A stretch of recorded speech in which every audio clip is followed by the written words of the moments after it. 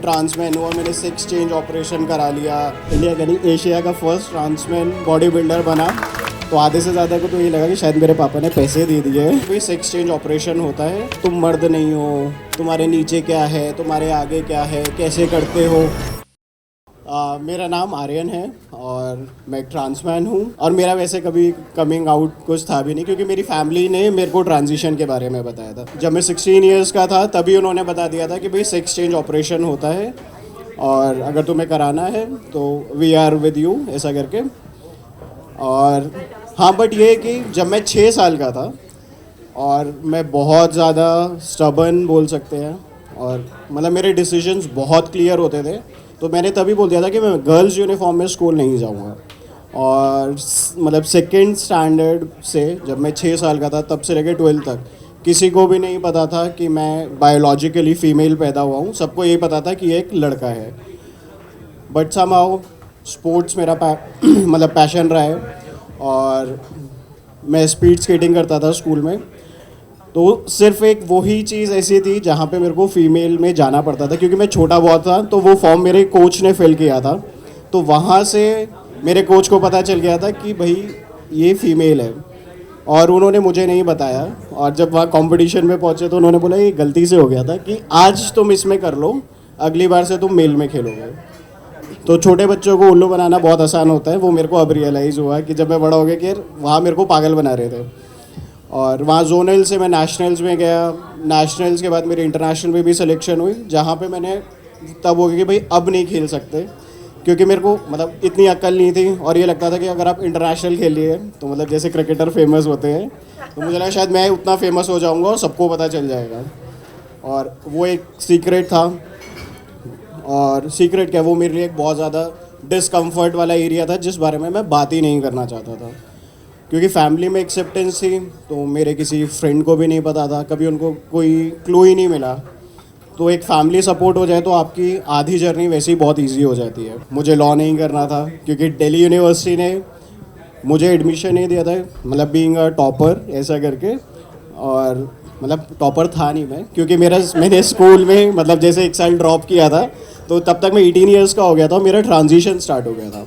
सो जब transition start हुआ तो मैं मेंटली इतना रिलीफ मेरे को मिला, और एक कोई टेंशन नहीं कि जो चीज़ आप अपने आप को हमेशा से चाहते थे कि तुम लड़के हो, तुम्हारे हार्मोन स्टार्ट हो गए, घर पे बात हो रही है, तुम्हारी सर्जरी होने वाली है कि अपने 12th के बोर्ड्स दे दो। तो मैं कंसंट्रेट कर पा रहा था कि एवरेज स्टूडेंट से, और एकदम से आपकी फ़ोटो न्यूज़पेपर में आ जाए कि आपने स्कूल टॉप किया है, तो आधे से ज़्यादा को तो ये लगा कि शायद मेरे पापा ने पैसे दे दिए हैं तो मेरा मतलब कहीं से जुगाड़ करके मेरे इतने मार्क्स आ गए। बट एक्चुअल में वो एक ट्रांजिशन, जो उस टाइम पे हम SRS बोलते थे, अभी जेंडर रीअफर्मेटिव सर्जरीज बोलते हैं। सो वो उस प्रोसेस से मेरी लाइफ बिल्कुल चेंज हो गई। और फिर मैंने लॉ किया। फिर लॉ करते हुए मुझे हुआ कि यार मैं अभी भी खुश नहीं हूँ, क्योंकि मुझे पढ़ाई में इंटरेस्ट नहीं था और मुझे ग्राउंड में या कोई भी स्पोर्ट्स एक्टिविटी में ज़्यादा इंटरेस्ट था। तो मैंने चलो बॉडी बिल्डिंग ट्राई करते हैं। और जब आप सर्जरीज कराते हो, हार्मोन्स लेते हो, तो बहुत सारी चीज़ें होती हैं। तो मेरे दिमाग में भी डाउट था कि शायद क्योंकि मैं टेस्टोस्टेरोन ले रहा हूँ और वो स्टेरॉइड में आता है, तो वो मेरे को डोप टेस्ट वगैरह होगा और वो आपको डिस्क्वालीफाई कर देंगे। तो तभी मेरे जो फ्रेंड्स थे जिनके साथ में बॉडी बिल्डिंग मतलब जिम में वर्कआउट करता था, उन्होंने मेरे को इनकरेज किया इस चीज़ में कि तू कब से देखने लगा कि यार तेरे को ट्रांस में जाना है, ऐसा करके कि तूने शुरू से अपने आप को लड़का ही माना है और तूने उस तरीके की ज़िंदगी जी है। तो कि मतलब वी डोंट थिंक सो कि तेरे को ट्रांस के साथ जाके कम्पीट करना चाहिए, कि तू यहाँ मेंस में भी कर सकता हो, तेरी उस तरीके की फ़िज़िक है। मैं चलो ट्राई करते हैं। और मैंने सारे जितने भी अच्छे कॉम्पिटिशन्स जो ऑर्गेनाइज़ करते हैं फेडरेशन, सबको मेल लिख दिया और ओपनली बताया कि भाई मैं ट्रांसमैन हूँ और मैं ये इतनी मेरी डोसेज है, अपना प्रिस्क्रिप्शन के साथ उनको मेल भेजा। कि भाई मेरे को ये नहीं था ना कि आप एंट्री लेके उधर आपको ऑन द डे आपको वो लोग डिस्क्वालीफाई करें। 2018 में 1 दिसंबर 2018 उस दिन मैं इंडिया का नहीं एशिया का फर्स्ट ट्रांसमैन बॉडी बिल्डर बना। और मेरी नेशनल्स में मतलब वो नेशनल लेवल कंपटीशन था, वहाँ मेरी सेकंड प्लेस आई। और उसके बाद ऑटोमेटिकली बहुत सारे दूसरे फेडरेशंस ने मुझे मतलब मैसेजेस करने शुरू कर दिए कि आप हमारे यहाँ भी आके कम्पीट करें।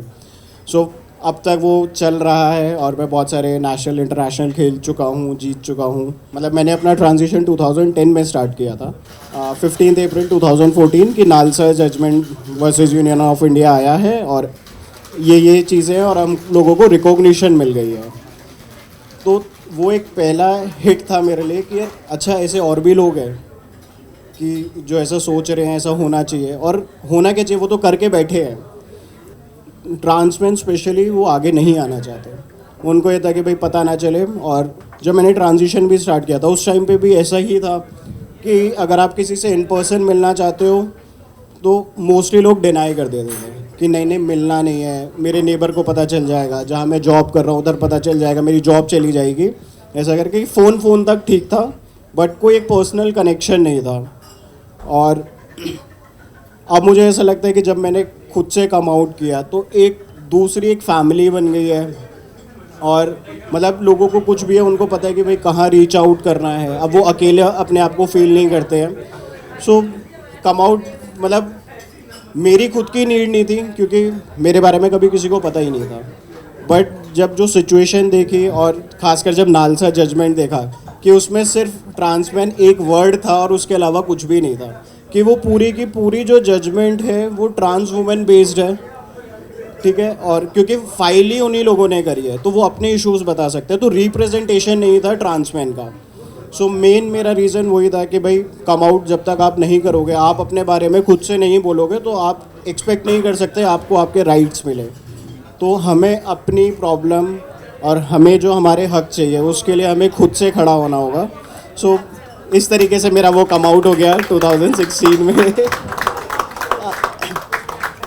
और 2000 मतलब उसके बाद भी मेरे को जब कम आउट भी हुआ तो मेरे को अपनी आइडेंटिटी सिर्फ एक ट्रांसमैन की नहीं बनानी थी कि भाई मैं ट्रांसमैन हूँ और मैंने सेक्स चेंज ऑपरेशन करा लिया, मैंने सर्जरीज करा ली, मैंने हार्मोन्स ले लिए, तो मैं उस चीज़ पे तो फेमस नहीं होना चाहता था।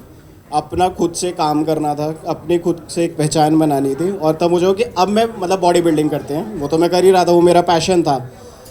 तो जब आप बॉडी बिल्डिंग में जाते हो जो बहुत मेल डोमिनेटिंग गेम है, ठीक है, और अगर कोई भी लड़का अगर सोचे उसे बॉडी बिल्डिंग करनी है और वो एक बॉडी बिल्डर को जिसको भी वो मतलब जो भी उसका रोल मॉडल है वो सिर्फ यही सोचता रह जाएगा कि कितने साल लगेंगे, क्योंकि वो 8-10 साल से वो लोग ट्रेन कर रहे होते हैं और वो कंटिन्यूसली कर रहे होते हैं। ये ओवरनाइट वाली चीज़ नहीं है कि कोई दूसरा गेम नहीं है कि आपने ट्रिक सीख ली, टेक्निक सीख ली और आपने कर लिया।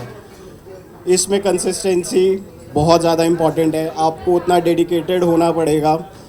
तो मैंने ठीक है इसको ट्राई करते कि ये हर कोई नहीं कर सकता कि आप भाग लोगे, मैराथन में दौड़ लोगे, क्रिकेट खेल लोगे, क्योंकि गली गली में क्रिकेट खेला जाता है। मैं बॉडी बिल्डिंग करते हैं कि आपको पूरी सोसाइटी को दिखाना है ना। और सबसे यही क्वेश्चन आता था कि तुम ट्रांसमैन हो, तुम मर्द नहीं हो, तुम्हारे नीचे क्या है, तुम्हारे आगे क्या है, कैसे करते हो। मैं चलो अब तुम ये करके दिखाओ। अब मैं बॉडी बिल्डिंग कर रहा हूँ, मैं बोल के आ रहा हूँ कि मैं फ़ीमेल टू मेल हूँ, अब मेरे से ऑन स्टेज आके कम्पीट करूँ। और वहाँ से जब मैं जीता और इतना उसको मतलब न्यूज़पेपर में फ्रंट पेज पे आया वो, मतलब मेरे को नहीं पता था ये इतनी चीज़ हाईलाइट हो जाएगी।